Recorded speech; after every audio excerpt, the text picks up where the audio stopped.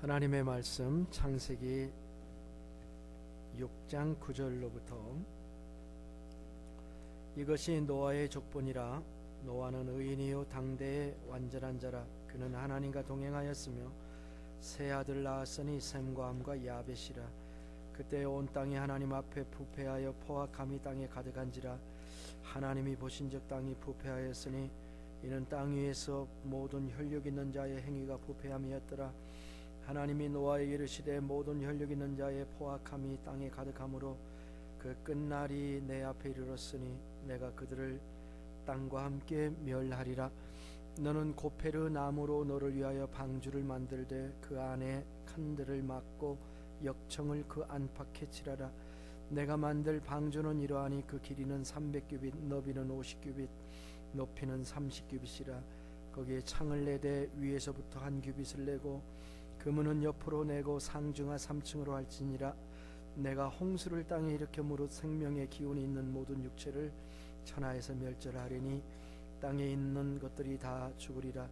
그러나 너와는 내가 내 언약을 세우리니 너는 내 아들들과 내 아내와 내 며느리들과 함께 그 방주로 들어가고 혈육 있는 모든 생물을 너는 각기 암소 한 쌍씩 방주로 이끌어들여 너와 함께 생명을 보존하게 하되 새가 그 종류대로 가축이 그 종류대로 땅에 기는 모든 것이 그 종류대로 각기 둘씩 내게로 나아오리니 그 생명을 보존하게 하라. 너는 먹을 모든 양식을 내게로 가져다가 저축하라. 이것이 너와 그들의 먹을 것이 되리라. 노아가 그와 같이 하여 하나님이 자기에게 명하신 대로 다 준행하였더라. 아멘. 아멘.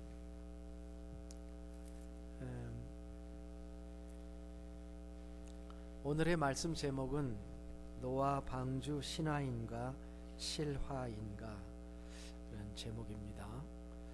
창세기 6장에서부터 8장까지를 설교하면서 기본적으로 한 번은 던져봐야 할 질문이 아닌가 생각합니다. 왜냐하면 아무리 하나님의 말씀을 계속 들으면서도 속으로 이 생각을 하고 있다고 한다면 우리가 시간 낭비를 할 수가 있기 때문인 것이죠.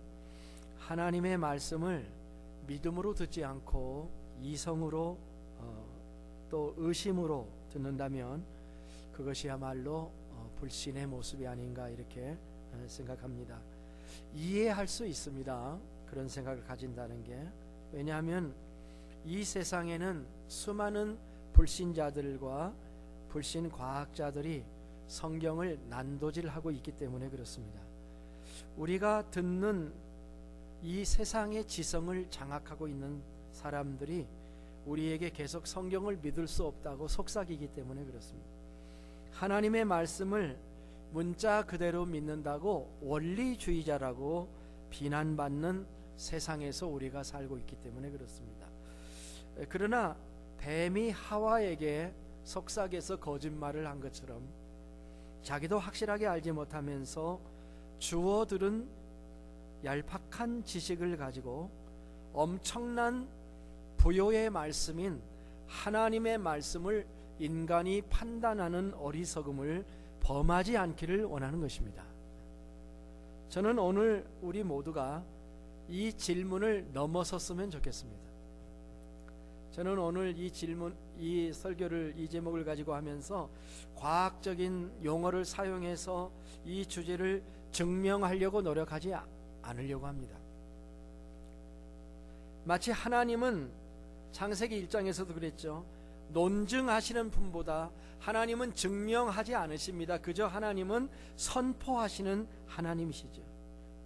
이 우주의 광대함에 비교해서 우리가 얼마나 우리가 가진 지식이 적다, 왜소하다 하는 것을 우리가 생각하지 않을 수 없습니다. 도도하게 흘렀던 지구의 초기의 역사에 대해서 우리가 정말 제대로 아는 것이 그렇게 많지가 않은 것입니다. 저희 집에 그 어떤 조그마한 방 하나에 이런 조그마한 쪽지를 하나 붙여놨어요. 뭐라고 붙여놨냐면 논쟁할 자는 논쟁하라. 나는 하나님을 놀라워하리라. 그런 글을 제가 붙여 태어났습니다. 그 성 어거스틴이 한 말이에요. 논쟁할 사람은 논쟁해라. 나는 하나님을 놀라워하리라. 참 귀한 말이죠. 노아 방주의 역사성에 대해서는 그것에 관심 있는 사람들, 세속 신학자들이 논하라고 하십시오. 그거에 관해서는 진화론자들이 논하라고 하십시오. 우리는 다만 하나님을 찬양하기를 원합니다. 우리는 참 이 하나님의 구원 계획이 얼마나 놀라운 것인지 우리는 하나님을 찬양하고 싶습니다. 우리는 이 위대한 하나님의 말씀을 받아들일 것인지 아니면 부정할 것인지를 우리가 결정해야 합니다. 한 가지는 잊지 마십시오. 만일 이 방주가 사실이라면 우리는 이 방주에 올라타야 된다는 것입니다. 오늘 하나님의 말씀은 방주에 대해서 몇 가지 말씀을 해주고 있습니다. 첫째는 방주에 탈 사람인 의인 노아에 대해서 말씀을 해주고 계신데요. 노아는 누구입니까? 노아는 아담의 10대 손입니다. 노아가 태어나기 124년 전에 아담이 죽었습니다. 아담이 죽고 증조 할아버지인 에녹이 죽음을 보지 않고 승천한 다음에 노아는 태어났습니다. 그는 아버지인 라멕에게서 그리고 할아버지인 무두셀라, 증조 할아버지인 할아버지 무두셀라에서 증조 할아버지인 에녹의 이야기를 아마 들었을 겁니다. 그러면서 그는 흠모했을 것입니다. 그렇게 사는 수도 있구나. 하나님과 동행하면 하나님이 데려가시는 삶도 있구나 하는 것을 알게 되었을 겁니다. 오늘 9절에서 10절에 보면은 노아를 이렇게 소개합니다. 이것이 노아의 족본이라. 노아는 의인이요 당대의 완전한 자라. 그는 하나님과 동행하였으며 세 아들을 낳았으니 셈과 함과 야벳이라. 이렇게 네 가지로 소개를 합니다. 첫째는 의인이라고 소개하고, 두 번째는 당대의 완전한 자라고, 세 번째는 뭐예요? 하나님과 동행한 사람이라고 하고, 네 번째는 아들이 3명이 있다. 이렇게 소개를 했습니다. 어떤 사람이 이 구절을 읽으면서 자기하고 비교를 해보니까 자기하고 일치되는 게 하나도 없더랍니다. 비슷한 거 한 가지는 있는데 아들이 3이 아니라 2이래요. 그것만 비슷했다. 참 노아는 참 부러운 사람입니다. 우리 모두에게 부러운 사람. 부럽지 않습니까? 당대 완전한 자다. 이 말이 참 의미가 있다고 생각합니다. 당대의 완전한 자다. 그런데 그 당대가 어떤 대였습니까? 11절 12절이 이렇게 설명하잖아요. 그때에 온 땅이 하나님 앞에 부패하여 포악함이 땅에 가득한지라. 하나님이 보신즉 땅이 부패하였으니 이는 땅에서 모든 혈육 있는 자의 행위가 부패함이었더라. 자, 하나님이 보셨으니까 정확한 거죠, 그죠? 우리가 본 것은 부정확할 수도 있는데 하나님이 보시니까 정확한 거예요. 지구 전체가 다 부패했고 지구에 사는 사람들이 다 부패하였다라고 하는 거예요. 우리가 지난 시간 하나님이 한탄하신 내용과 같은 것입니다.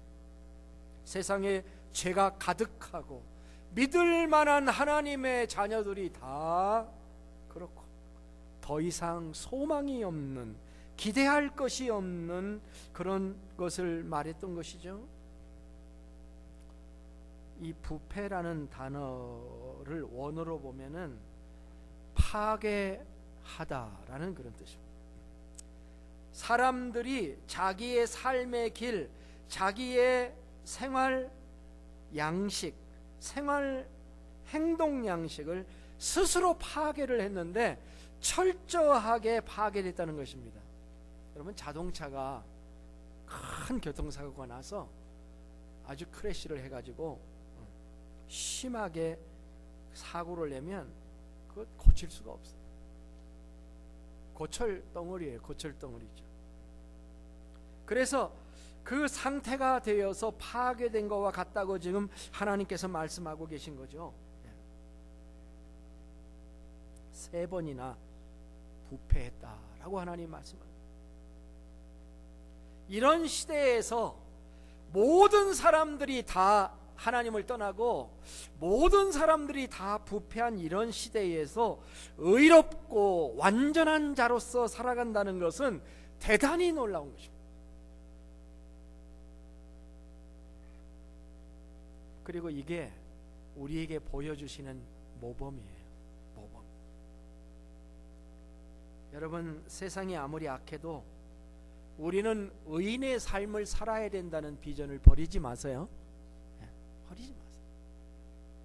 딴 사람들이 다 의롭게 살더라, 내가 의롭게 살아야지, 그거 아닙니다. 세상 사람들이 다 부패했는데 그래도 나는, 우리가 그렇게 살려면 하나님과 동행하는 삶을 살아야 되겠죠? 우리가 노력한다고 노력으로 의를 이루려고 하는 것보다도 하나님과 동행하는 쪽으로 가면 돼요. 우리가 도덕적인 의, 영적인 의를 완전하게 이루어 보려고 스스로 막 애쓰고 노력하면은 언제나 우리는 좌절을 맛보게 될 거예요. 조금 되다가 안 돼요. 좌절을 맛보게 돼요. 그러나 우리의 부족함에도 불구하고 계속 하나님과 동행하는 것을 선택한다면 거기에 우리의 소망이 있는 줄로 믿습니다. 대부분의 성서학자들은 노아가 의인이라고 이제 첫 번째 의인 그렇게 말했을 때 그 히브리어 단어를 보면 이시 차티크라는 말인데, 차티크라는 말인데요. 이 의롭다는 이 차티크는 형용사인데 의로운, 옳은이라는 뜻입니다. 그런데 이것은 절대적인 의를 말하는 것보다는 상대적인 행동을 묘사하는 말이다, 그렇게 설명을 하고 있습니다. 따라서 노아가 의인이었다는 말은 하나님 앞에 절대 무죄한 자였다는 의미가 아님을 알 수 있다는 거예요. 실제로 인류의 시조인 아담이 범죄한 이유로 절대적인 의미에서 의인, 로마서 3장 10절에서 의인은 없나니 하나도 없다는 말씀도 있는 것을 우리가 보면은, 이 본절에서 노아가 의인이라고 말할 때 그 상태는 죄악이 관연한 당시 상황 가운데서 의로운 삶을 살려고 애쓴 사람이었다는 의미일 것입니다. 당 시대의 의인이었다는 이야기입니다. 그가 그렇게 된 것은 하나님과 동행한 것 때문이었고, 그 하나님이 그와 동행해 주신 것은 하나님의 은혜였던 것입니다. 여러분, 내가 누구하고 어디 좀 가고 싶은데 내가 말만 하면 그가 나하고 동행하던가요? 그런 로봇 없습니다. 항상 달라요. 우리는 우리가 하나님과 내가 동행해 드리는 것을 은혜라고 말할 수 없어요. 하나님이 우리와 동행해 주는 것이 은혜인 줄로 믿습니다. 이 은혜의 하나님이 지금 노아에게 방주를 지으라 이렇게 말씀을 한 것입니다. 노아 방주의 계획은 노아가 세운 게 아니라 하나님의 명령으로 시작한 것입니다. 인간의 머리에서 나온 게 아닙니다. 우리 이것을 꼭 기억해야 됩니다. 전적으로 하나님의 계획이었습니다. 하나님의 장기 계획이라고 할까요? 우리는 계획을 세울 때 장기 계획을 세워야 됩니다. 죽을 우리가 마지막 마칠 때 계획 세워야 됩니다. 근데 하나님께서 지금 장기 계획을 세우신 거예요. 지난 시간에 말씀드린 것처럼 120년 프로젝트, 120년 동안의 계획을 하나님이 지금 세우시고 노아에게 말씀하시는 거예요. 장구한 시간이 필요하죠. 이것이 하나님이 일하시는 방법입니다. 하나님은 감정을 가지고 계시지만 즉흥적으로 일하시는 분은 아니라는 거예요. 갑자기 성질을 내서 일을 그르치는 것은 인간의 모습이지만 하나님은 그렇게는 일하지 않으십니다. 하나님은 놀랍게도 인내하시는 하나님이시거든요. 신약성경 로마서 15장 5절에서 하나님을 이렇게 설명해요. 인내와 안위의 하나님이라고 설명해요. 전능하신 하나님이 하기 가장 어려운 게 인내가 아닌가 싶습니다. 근데 오늘 우리는 120년을 인내하시면서 기다리시면서 노아를 돌보시는 하나님을 보고 있습니다. 하나님은 방주에 관련한 몇 가지를 노아에게 말씀해 주십니다. 첫 번째는 방주를 짓는 목적에 대해서 말씀을 해 주십니다. 하나님은 노아에게 이렇게 말씀하셔요. 모든 혈력 있는 자의 13절에 포악함이 땅에 가득하므로 그 끝날이 내게 이르렀으니 내가 그들을 땅과 함께 멸하리라. 방주를 짓는 목적은 포악함이 땅에 가득히 찼기 때문이다. 그렇게 얘기를 합니다. 중동 지역에 가면 하마스라는 단체가 있습니다. 이 하마스라는 단체는 이스라엘을 향해 무장 투쟁 운동을 하는 이슬람 저항 운동 단체입니다. 아랍어로 하마스는 알라를 따르는 헌신과 열정, 힘과 용기라고 그들은 그 단어를 설명합니다마는 히브리어로 하마스는 그 정반대입니다. 바로 본문에 나오는 포악함이라는 이 단어가 하마스입니다. 이 단어는 잔인무도한 온갖 폭력 행위를 포함하는 말입니다.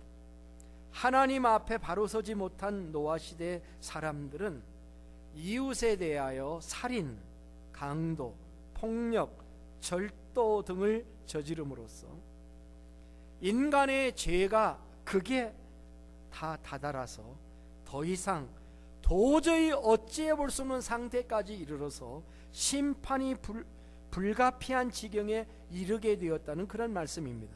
그래서 하나님은 노아에게 내가 이들을 심판하기 위해서 방주를 짓는다라고 말씀을 하신 겁니다. 두 번째, 하나님은 방주의 재료에 대해서, 목재에 대해서 말씀을 하셨습니다. 14절입니다. 너는 고페르 나무로 너를 위하여 방주를 만들되 그 안에 칸들들을 막고 역청을 그 안팎에 칠하라. 자, 목재가 어떤 목재예요? 무슨 나무요? 고페르 나무. 과거에 그 개역 한글 성경에서는 방주의 재료를 잣나무라고 번역을 했어요. 잣나무로 만들어라. 근데 개정 개역은 지금 고페르 나무 원어를 그냥 가지고 왔습니다. 영어 성경에는 어떤 버전은 사이프레스 우드라고 되어 있기도 하고 그냥 고퍼 우드, 고페르 나무예요. 번역을 했는데 히브리 성경에 고페르로 되어 있습니다. 이렇게 다양한 번역이 있는 이유는 고페르 나무가 어떤 나무인지를 잘 알지 못하기 때문에 그렇습니다. 근데 여기서 주목해야 될 그 단어가 또 하나 있는데요. 뭐냐면 역청이라는 단어입니다. 이 역청이라고 하는 것은 이 액체죠. 칠하는 것입니다. 콜탈 같이 이런 액체인데요. 이 역청이라는 단어가 성경에 5번 나오는데 영어로는 pitch라는 표현되어 있고 타라는 표현되어 있고 타앤 pitch라는 번역도 있습니다. 이것은 뭘 하느냐, 방수와 접착제 이중 역할을 이 역청이 했을 것으로 보입니다. 그런데 어떤 창조과학자들은 이 고페르 나무를 잣나무나 전나무나 백향목 같은 나무의 이름이 아니라 어쩌면 합판처럼 가공된 목재가 아니었을까 이렇게 생각해요. 합판 아시죠? 나무 본체가 아니라 나무 조각 가지고 만드는. 왜냐하면 고페르라는 단어가 역청이라는 단어, 이제 역청이라는 단어가 코페르예요. 고페르, 코페르 그렇습니다. 이 음소가 아주 비슷합니다. 그러니까 하나님은 안팎으로 역청을 바르도록 했는데 만약 여러분 그 합판을 어떻게 만드는지 아십니까? 역청을 바르려면 그 나무가 하나 있으면 나무를 놓고 거기에다가 그 접착제를 바르고 위에다 나무를 또 올려놓고 접착제 바르고 나무를 또 올려놓고 이렇게 해서 얇은 목재판을 직각으로 다시 바르고 이런 식으로 해서 합판을 만들어 가는 것입니다. 그렇게 되면은 큰 목재가 없어도 작은 목재를 가지고 큰 목재를 만들어 갈 수가 있는 거죠. 이렇게 만들면 나무가 약하지 않습니다. 오히려 내구성이 엄청나게 강한 나무가 되고 이것을 계속 이어가면 큰 방주라도 만들 수 있다는 것이죠.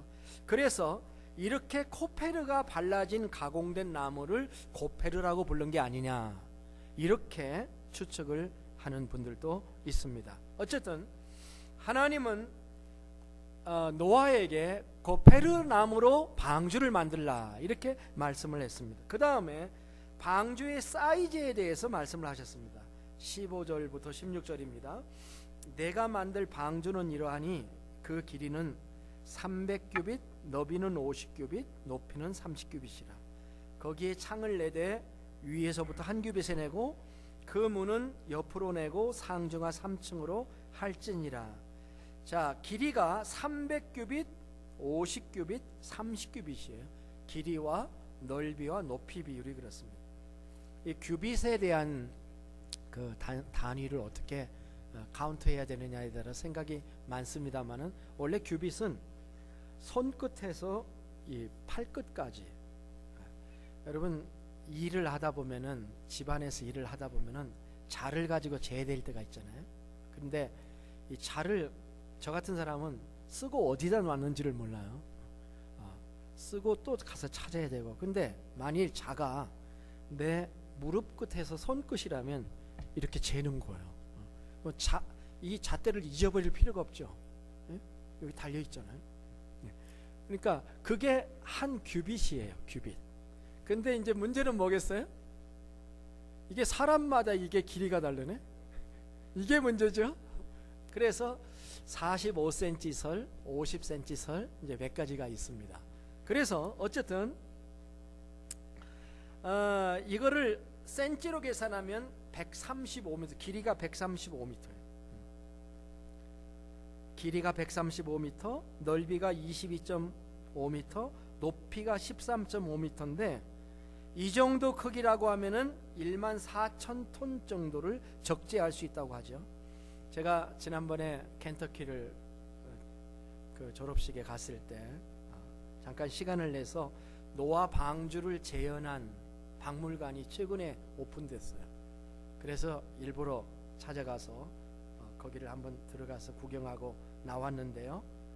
거기 방주를 길이가 510피트 롱, 85피트 와이드, 그리고 51피트 하이 그 방주를 실제로 지어놨어요. 그리고 3층 높이로 이렇게 만들어 놨습니다. 대단히 커요. 거대하더라고요. 축구 경기장이 말입니다.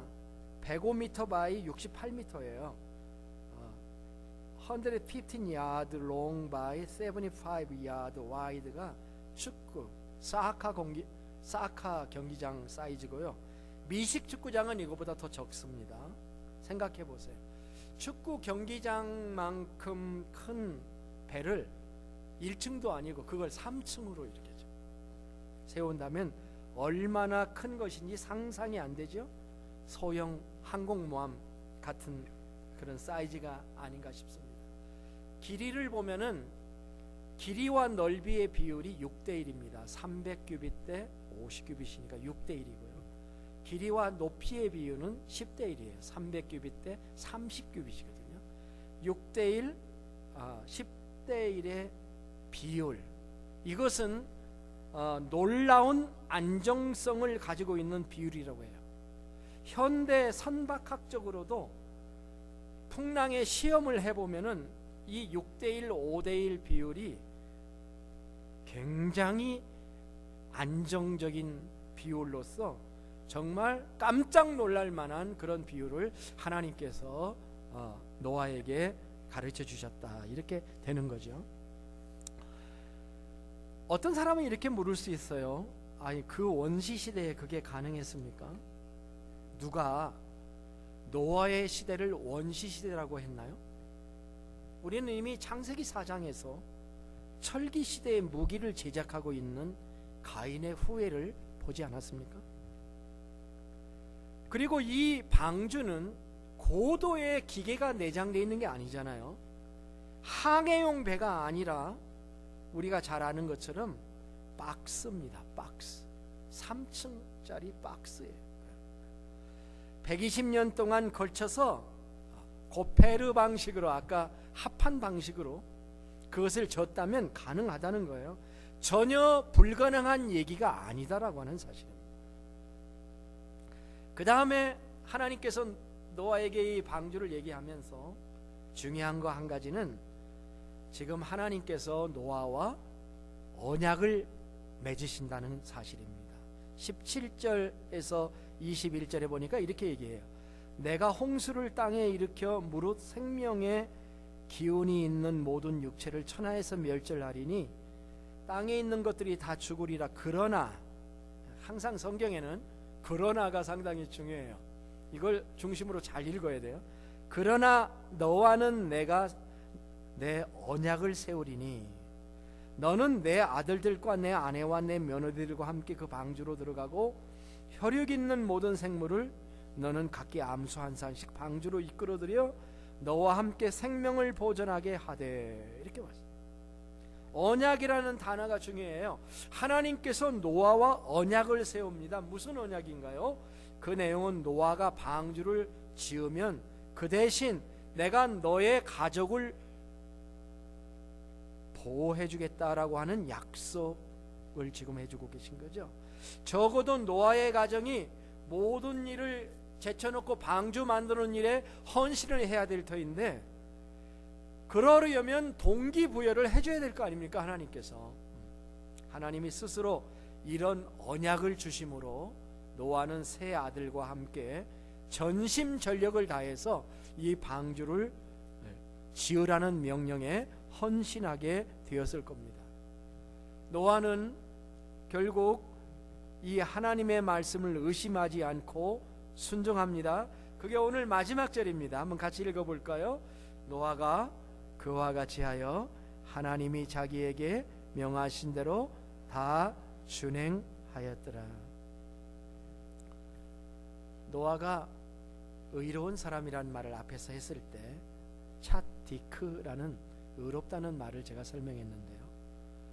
이 단어가 성경에서 다른 용어로 쓰일 때 또 사용이 되는데, 언제 쓰이냐면 하나님의 법들을 순종할 때 순종이라는 단어를 찻디크라는 단어로 또 사용하고 있다는 사실이에요. 이로보건대 당시 노아는 하나님의 법도에 순종하려는 열정이 있었으며, 하나님은 그런 그의 믿음을 보시고 그를 의롭다고 인정하신 것이다, 이렇게 볼 수도 있습니다. 인류를 심판하는 것과 인류를 구원하는 일에 하나님께서 방주라는 계획을 세웠는데, 하나님은 이것을 인간의 손에 의해서 수행하기를 원하셨습니다. 하나님이 세상을 창조하신 분이니까 하나님이 말씀으로 방주도 지을 수 있는데, 하나님이 그렇게 짓지 않으시고 노아와 세 아들의 순종을 통해서 하나님이 그 일을 시행하기를 원하셨다는 것입니다.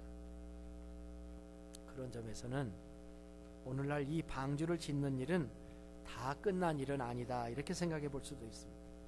하나님께서 교회를 건설하셔서 하나님의 구원을 시행하는 일에 하나님은 주님의 사람들을 부르고 계신다는 말씀입니다.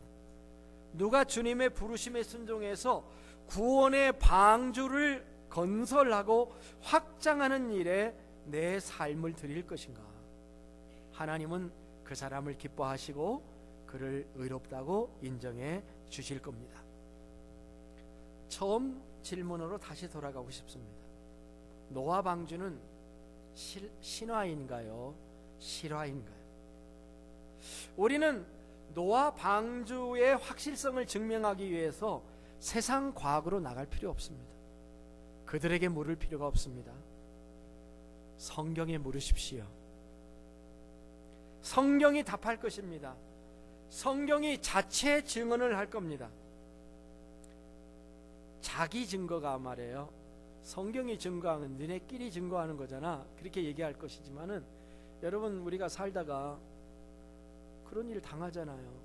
아무도 안 믿어주는데 이건 사실인데 내 가슴을 열어 보여주냐? 어떻게 열어 보여주냐? 네가 나를 믿고 내 말을 믿어야지. 그렇잖아요. 그게 자기 증거거든요. 성경 안에 자기 증거가 있다는 거예요. 그것을 말하는 사람이 진실하다면 증언처럼 확실한 게 없는 거야. 신구약 성경은 노아 홍수를 확실하게 증언하고 있다는 거예요. 대선지자 이사야나 에스겔 선지자는 노아 홍수를 믿었어요. 그의 저작품 속에 그것이 나와요. 특별히 신약 성경 기록자 중에 하나인 사도 베드로는 명확하게 이 사실을 진술합니다. 베드로후서 2장 5절에서 옛 세상을 용서하지 않으시고 오직 의를 전파하는 노아와 그 7 식구를 보존하시고 경건하지 아니한 자들의 세상에 홍수를 내리셨으며, 그렇게 얘기해요. 홍수를 내리셨다는 사실을 얘기할 뿐만 아니라 베드로 전서 3장 20절에서는 또 방주에서 물로 말미암아 구원을 얻은 자가 몇 명뿐이니 겨우 8명이라 이렇게 얘기를 합니다. 그런 노아 홍수의 사건과 노아 방주의 사건을 베드로는 확실히 믿었어요. 히브리서 기자도 노아의 신앙을 이렇게 얘기해요. 믿음으로 노아는 아직 보이지 않는 일에 경고하심을 받아 경외함으로 방주를 준비하여 그 집을 구원하였으니 이로 말미암아 세상을 정죄하고 믿음을 따르는 의의 상속자가 되었느니라. 방주를 준비했다고 히브리서 기자도 말씀하고 있습니다. 무엇보다도 중요한 것은 예수님의 말씀이에요. 예수님은 노아 방주의 사건을 실제 일어난 사건으로 말씀하셨을 뿐만 아니라 그것은 미래에 일어날 종말의 사건의 구약적인 하나의 예표다 라고 설명을 하십니다. 그러나 그날과 그때는 아무도 모르나니 하늘의 천사들도 아들도 모르고 오직 아버지만 아시느니라. 노아의 때와 같이 인자의 임함도 그러하리라. 홍수 전에는 노아가 방주에 들어가던 날까지 사람들이 먹고 마시고 장가들고 시집가고 있으면서 홍수가 나서 그들을 다 멸하기까지 깨닫지 못하였으니 인자의 임함도 이와 같으니라. 노아의 때에 된 것과 같이 인자의 때에도 그러하리라. 노아가 방주에 들어가던 날까지 사람들이 먹고 마시고 장가들고 시집가더니 홍수가 나서 그들을 다 멸망시켰으며, 예수님은 노아 홍수의 사건뿐만 아니라 노아 방주의 사실성을 명확하게 증거하신 것입니다. 노아 방주를 보는 성경의 프레임, 성경의 골격은 분명합니다. 만일 우리가 이 프레임을 불신한다면 성경과 성경의 기반을 무너뜨리는 것이 될 것입니다. 시대말을 사는 우리들은 주님이 다시 오시는 재림의 사건을 노아 사건처럼 받아들이는 믿음을 가지고 미래를 바라다보면서 신앙생활을 해야 할 것입니다. 심판의 날이 온다는 믿음, 예수님의 재림의 소망을 가지고 우리는 이 땅에서 그것을 노아가 방주를 짓는 것처럼 준비해야 할 것입니다. 노아처럼 순종해야 할 것입니다. 이 세대의 마지막 노아의 방주는 무엇일까요? 그것은 하나님의 교회입니다. 이 교회를 세우는 일은 구원의 방주를 짓는 것과 같습니다. 우리는 노아 방주를 짓는 일에 동참하시는 하나님의 사람들이 되시기를 주님의 이름으로 축복합니다. 기도하겠습니다.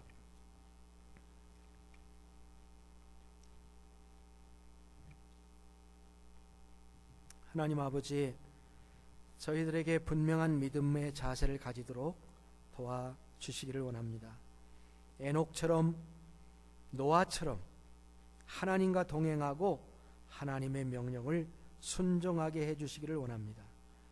구원의 방주가 예수 그리스도이시고 그의 교회라면 이 주님의 교회를 건설하고 섬기는 일에 저와 우리 가정을 사용해 주시기를 바랍니다. 존귀하신 주 예수님의 이름으로 기도드립니다. 아멘.